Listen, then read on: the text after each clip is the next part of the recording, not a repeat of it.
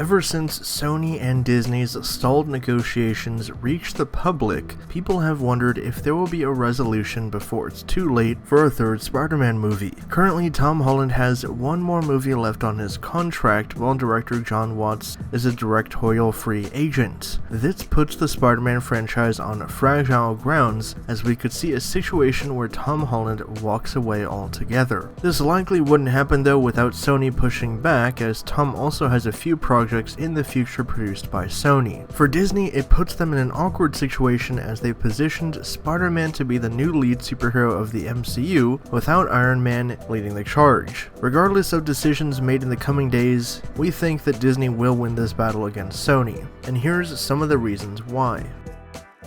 The court of public opinion.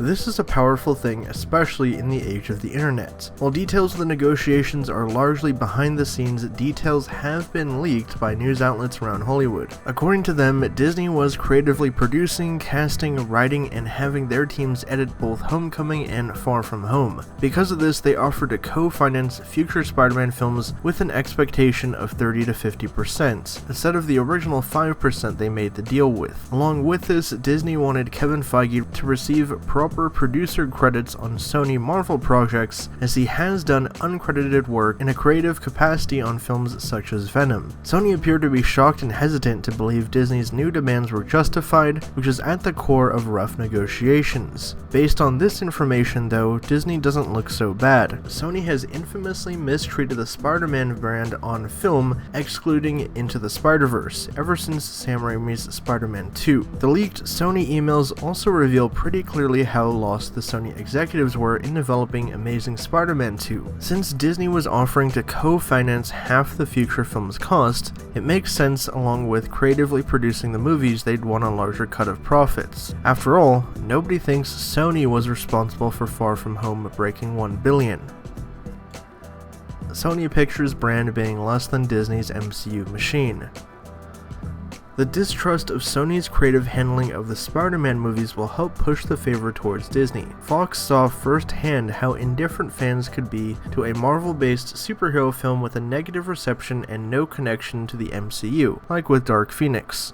That type of energy towards a Spider-Man franchise is a possibility, and fans would let it be known it's because of their views on Sony Pictures and not the character. Outside of the strength of Disney's MCU, the talent behind the films aren't loyal to Sony. When actors Michael Keaton and Jake Gyllenhaal signed on to play Vulture and Mysterio respectively, they mentioned how excited they were to join the MCU. When Tom Holland was cast as Spider-Man, it wasn't just because he was a great actor for his age. The defining part of Holland's audition was his chemistry test with Robert Downey Jr. and Chris Evans. The character arc over the last few movies and supporting cast such as Happy Hogan and Nick Fury are very well established within the MCU.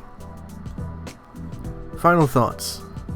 To remove Spider-Man from the MCU at this stage would be a mistake. While you could attempt to make a film absent of MCU connections, chances are you'll isolate this adaptation of Spider-Man from what makes him unique compared to previous adaptations, especially with the ending of Far From Home. A third Spider-Man movie without any MCU references or connections would just be like a tiger without stripes. For these reasons alone, Sony will likely lose negotiations battle with Disney. Disney already pulled off a smart move strategically by not announcing Spider-Man as part of their Phase 4. This gives them the luxury of time while developing an exit strategy for the character within the MCU. Sony Pictures, on the other hand, risks poisoning recent good graces with the general audience. It's likely the parent organization in Japan could get involved with negotiations, as they're notable fans of the deal and Holland's interpretation of Spider-Man. Besides owning the IP for the Spider-Man movies, all other factors are in Disney's court. Disney likely knows this too, putting themselves in a prime position to pressure Sony into their demands, as the success of MCU Spider-Man is greater than Sony could ever accomplish with this character on their own. But what are your guys' thoughts? Do you think Disney will likely win this battle, or do you think it's going to be a stalemate and we're going to get 2 more Sony-produced Spider-Man films? Drop your thoughts down below, and for all things Marvel and pop culture, be sure to subscribe to HN Entertainment.